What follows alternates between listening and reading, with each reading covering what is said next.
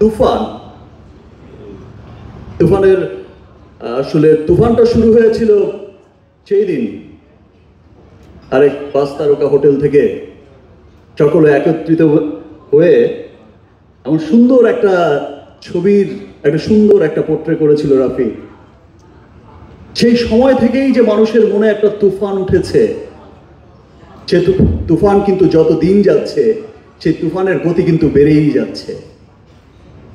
তুফান ছড়িয়ে যাচ্ছে দেশের গণ্ডি থেকে ওদেশ, ওদেশ থেকে বিদেশ। আজ সত্যি আমি খুব প্রাউড ফিল করি। আমি রাফিকে নিয়ে অনেক গর্বিত।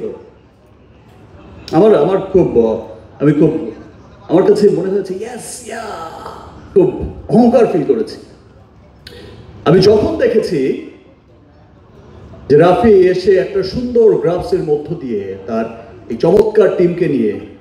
সম্ভবত কি হয় আপনারা সকলেই জানেন যে আমরা যখন রাফি তো ইন্ডিয়াতে অচেনা, এটা ওর প্রথম সিনেমা, ডিরেক্টর হিসেবে প্রথম কাজ।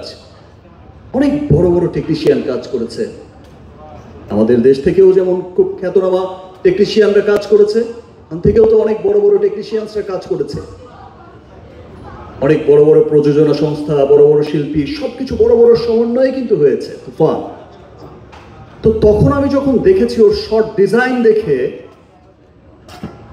সেই বিখ্যাত ফাইট মাস্টার, সেই বিখ্যাত কোরিওগ্রাফার, সেই বিখ্যাত সাউন্ড রেকর্ডিস্ট, সেই বিখ্যাত বিখ্যাত মানুষদের চোখ বড় হয়ে যাচ্ছে যে কি শোনাচ্ছে,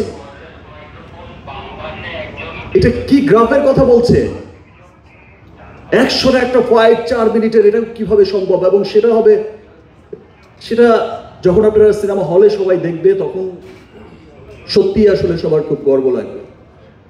তো তখন থেকেই আমি আসলে রাফিকে নিয়ে খুবই গর্বিত যে আজকে তুফানের বাজেট যা, এবং আমি খুব প্রাউড করেই তখন সেখানে বলতাম যে আজকে তুফানের বাজেট যা, রাফি হচ্ছে এমন একজন পরিচালক, বাজেটটা যদি সেটা কেজিএফ এর বাজেটে হয় তারপরে রাফির কম পড়েই যাবে। এটা খরচ করার মতো মেধা, সেটা খরচ করার মতো সেই টাকা দিয়েই, সেই 200-400 কোটি টাকা দিয়ে সিনেমা বানানোর মেধা লাগে। কিন্তু সেই 500 কোটি টাকা খরচ করে সিনেমা বানাবে, 200 কোটি টাকা খরচ করে সিনেমা বানাবে, সেই 200 কোটি ইউটিলাইজ করার মতো ক্ষমতা থাকতে হবে ডিরেক্টরকে। তো আমি গর্ব করে বলতাম যে রাফি হচ্ছে এমন একজন ডিরেক্টর যাকে 500 কোটি টাকা দিলে পরেও বলবে যে ইয়েস, আর 500 কোটি হলে আবার সিনেমাটা আরো অন্যরকম হতো। চমৎকার চমৎকার চমৎকার। রাফির আসলে প্রশংসা কি করব, ইতিমধ্যে তো তুফান উঠিয়েই দিয়েছে। টিজার রিলিজের পর থেকে আমার সত্যিই খুব ভালো লাগছে, বিকজ আপনারা তো আমার সঙ্গে সবসময় আছেন, ফুটেজগুলো আপনাদের কাছেই আছে। আমি সবসময় একটা কথা অনেক বছর ধরেই বলে আসছি যে আসলে আমি আমার দেশের সিনেমাটাকে আমি শুধু এই গণ্ডিতে বেঁধে রাখতে চাই না। আমি ঈদের দিন সকালে নামাজ পড়ে এসে বা আমার ঈদের সময় থেকে আমি সেই স্বপ্ন দেখতে চাই যে ওকে ফাইন, ইংল্যান্ডের কি অবস্থা, ডাবলিনের কি অবস্থা, আর নিউ ইয়র্কের কি অবস্থা, নিউ জার্সি, এলের কি অবস্থা, অস্ট্রেলিয়ার কি অবস্থা, নিউজিল্যান্ডের কি অবস্থা, ইটালির কি অবস্থা, সুইজারল্যান্ডের কি অবস্থা। আমি সবসময় শুনতে চেয়েছি ওকে ফাইন, মিডল ইস্টের কি অবস্থা। মিডল ইস্টের তো অনেকগুলো দেশে দেশে খবর আসছে, আমি সেই খবরগুলোই সবসময় দেখতে চেয়েছি, সেই বিষয়টাই সবসময় দেখতে চেয়েছি। এবং ইনশাল্লাহ গত বছর থেকেই এই গ্লোবাল জার্নিটা কিন্তু আমাদের শুরু হয়েছে। গত বছর থেকেই কিন্তু শুরু হয়েছে ডাবলিনে সিনেমা রিলিজ হওয়া। গত বছর থেকে কিন্তু শুরু হয়েছে বড় পরিসরে, এর আগেও হয়তো হয়েছে ছোট্ট পরিসরে, কিন্তু গত বছর থেকে শুরু হয়েছে ডাবলিনের মতো আমাদের স্বপ্নের শহরের সিনেমা অফিসিয়ালি রিলিজ হওয়া, ইংল্যান্ডে রিলিজ হওয়া, ইটালির রোমে রিলিজ হওয়া, north America, Canada, everywhere, Australia, New Zealand, middle east. এই যে জার্নিটা গত বছর শুরু হয়েছে, এই যে তুফানটা গত বছর থেকেই শুরু হয়েছে, এই তুফানটা কিন্তু এবছর এসে আরো অনেক বেগবান হয়েছে। আজ সত্যি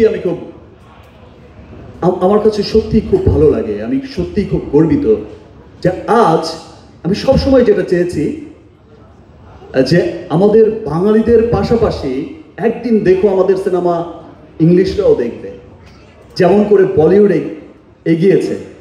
এক সময় ইন্ডিয়ানরা দেখতো, এশিয়ানরা দেখতো, এখন ইংলিশরাও দেখে। আমার খুব ভালো লাগছে দেখে যে তুফানের টিজার যখন লঞ্চ হয়েছে, আপনারা সকলেই জানেন তুফানের টিজার যখন লঞ্চ হয়েছে, তুফানের গান যখন এসেছে, এই দুই সময়ই অস্ট্রেলিয়া বলেন, আপনার নেদারল্যান্ড বলেন, আপনার আমেরিকা বলেন, আপনার জার্মান বলেন, আপনার জাপান বলেন, এরকম বহু দেশের সেই সেই ইংলিশরা বলেন, বহু দেশের ইংলিশ কন্টেন্ট ক্রিয়েটাররা কিন্তু গানের টিজারের রিয়েকশন দিচ্ছে। খুব ভালো বলছে আমাদের সিনেমার টিজারকে, খুব ভালো বলছে।